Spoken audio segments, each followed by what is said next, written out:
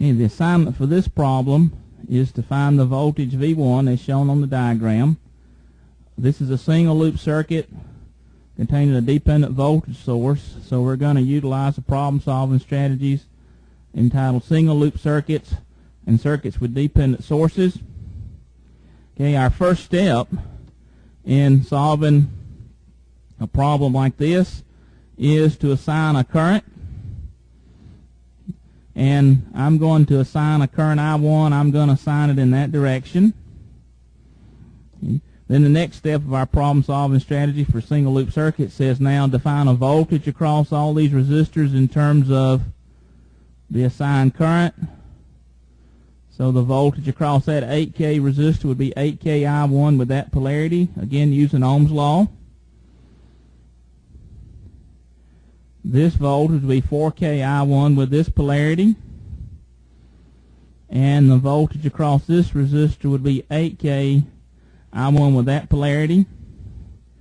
Now, in the strategy for circuits with dependent sources, we're going to treat this dependent source as an independent source when we're writing the KVL equation. Since it's a single loop circuit, we have one KVL equation.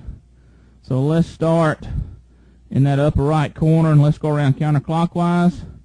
So our first term here will be 8K I1. Drop there. Coming along here, we hit the minus sign. That's a voltage rise, so we write this minus 18 plus 4K I1 plus 0.5 Vx. Come back around to here. We have 8K I1. And as we come all the way back around here, we hit the plus sign. Again, a voltage drop, so we're going to write that as plus 50 equal to 0. And now if we collect terms, we'll have 20K I1 plus 0.5 Vx is equal to minus 32. Now we need to express Vx in terms of our assigned current. So if we look at our resistor here in the circuit, we look at the voltage Vx and then look at this voltage in terms of the current, we can see that Vx is 8K I1. So now if we make that substitution,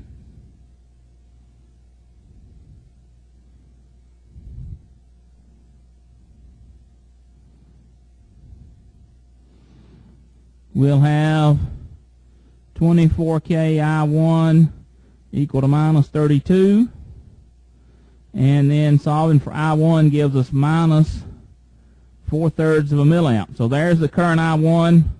We assumed it counterclockwise. The negative sign tells us the current's actually flowing in the opposite direction. Now we need to find the voltage V1.